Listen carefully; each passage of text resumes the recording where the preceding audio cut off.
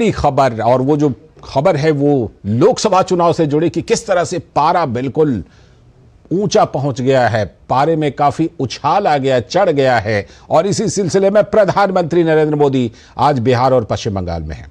तो प्रधानमंत्री नरेंद्र मोदी का आज पश्चिम बंगाल और बिहार का चुनावी दौरा है।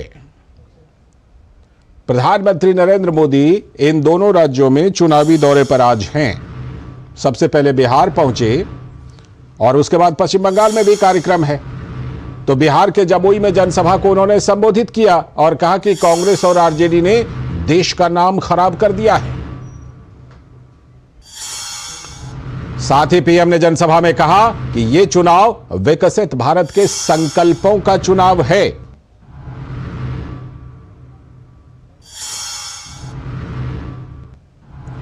पश्चिम बंगाल में भी कूच बिहार में पीएम मोदी की रैली है और खास बात यह कि कूच बिहार में ही ममता बनर्जी की भी रैली है। इस बीच दूसरे चरण के लिए नामांकन भरने का आज आखिरी दिन है, तो चुनावी पारा चढ़ गया है। वायनाड में बीजेपी के प्रत्याशी के सुरेंद्रन के नामांकन में केंद्रीय मंत्री स्मृति ईरानी शामिल हुई। तो वहीं केंद्रीय मंत्री राजीव चंद्रशेखर ने विदेश मंत्री डॉक्टर एस जयशंकर की उपस्थिति में केरल के तिरुवनंतपुरम से अपना नामांकन दाखिल कर दिया।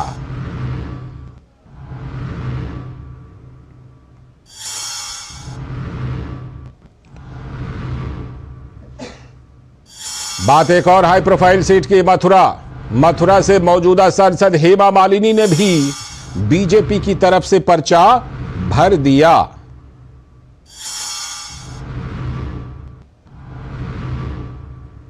और कांग्रेस महासचिव के.सी. वेणुगोपाल ने भी केरल के अलपुझा से दाखिल कर दिया अपना नामांकन। लेकिन एक और सीट जो बहुत चर्चा में, बिहार की पूर्णिया सीट, वहां से पप्पू यादव ने भी आखिरकार महागठबंधन के खिलाफ पर्चा भर ही दिया।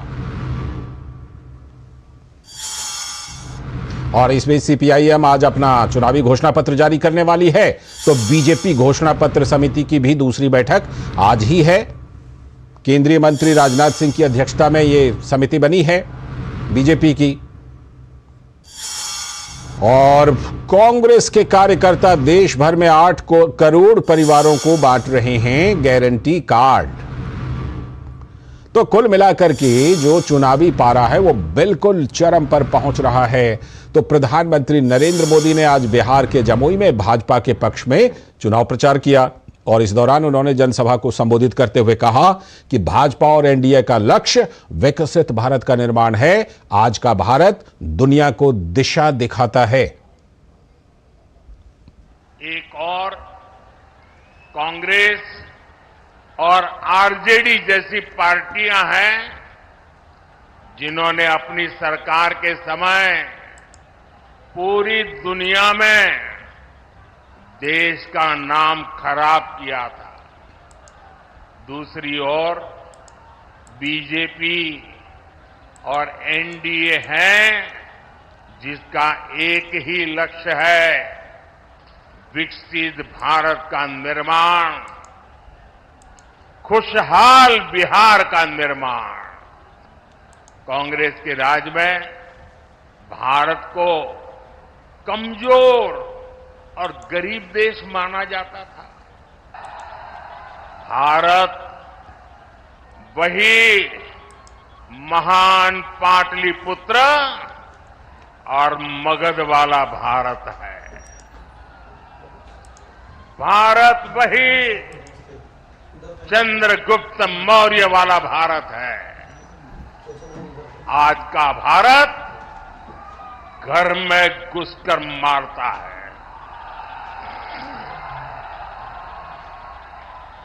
आज का भारत दुनिया को दिशा दिखाता है। तो प्रधानमंत्री नरेंद्र मोदी बदले हुए भारत का जिक्र कर रहे थे चुनावी जनसभा में। इस समय प्रधानमंत्री के दौरे पर और जिस तरह से चुनावी पारा चढ़ रहा है, इस पर बात करने के लिए हमारे साथ 2 संवाददाता खासतौर पर जुड़ रहे हैं। कुमार आलोक हमारे साथ बिहार से जुड़ रहे हैं और प्रसेनजीत बख्शी हमारे साथ कोलकाता से जुड़ चुके हैं। मैं पहले कुमार आलोक का रुख करता हूं। आलोक, प्रधानमंत्री ने जिस तरह से बिहार में एनडीए के प्रचार को धार दे दिया, शुरुआत कर दी, और खास तौर पर सीधा हमला बोला कि आरजेडी और कांग्रेस ने मिलकर के बिहार का भी और देश का भी नाम खराब किया, और क्या क्या खास बात रही प्रधानमंत्री के संबोधन की? जी, एकदम आक्रामक रहे और खासकर एक चर्चा उन्होंने की कि जो विपक्ष एक दूसरे पर छींटाकशी करता था, एक दूसरे को यहां तक कि गिरफ्तार करवाता था, एक दूसरे के साथ उनकी स्थिति उनकी जो ट्यूनिंग बहुत ही खराब थी, आज सब एक हो गए हैं। खासकर घमंडिया गठबंधन के बारे में उन्होंने कहा। और सबसे बड़ी चीज थी कि जब उनका जो उद्बोधन चल रहा था तो उसमें जो नेशनल पर्सपेक्टिव की जो भी बातें थी उसमें वो बिहार को मिक्स कर रहे थे। जैसे आपने अभी बाइट में सुना कि मगध साम्राज्य का भारत, पाटलिपुत्र का भारत।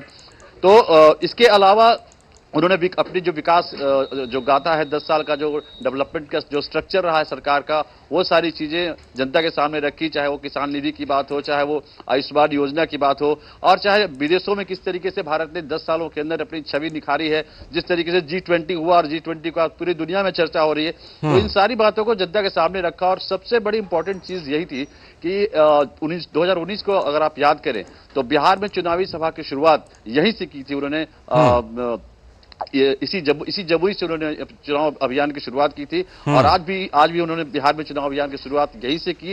नीतीश कुमार भी शामिल थे और नीतीश कुमार ने भी आक्रामक भाषण दिया और उन्होंने कहा कि किस तरीके से 2005 के पहले लालू प्रसाद यादव के रिज्म में क्या था, लोग अपने घरों से नहीं निकलते थे और हमने बिहार को कैसे बदला, चाहे वो इंफ्रास्ट्रक्चर की बात हो, चाहे लॉ एंड ऑर्डर की बात हो। चिराग पासवान ने भी संबोधित किया यहाँ जनता को और बताया। और सबसे बड़ी इंपॉर्टेंट चीज, और जब नरेंद्र मोदी जी अपना लेक्चर दे रहे थे तो उन्होंने एक चीज बड़ा भावुक जिक्र किया कि आज पहली बार कोई चुनावी सभा जब मैं बिहार में कर रहा हूं तो इस सभा में हमारे बड़े भाई रामविलास पासवान जी नहीं है। बिल्कुल, इसलिए आप लोग का एक एक वोट रामविलास पासवान जी को समर्पित, उनको नमन के लिए जाएगा। तो ये बड़ा सेंटिमेंटल, बहुत सेंटिमेंटल,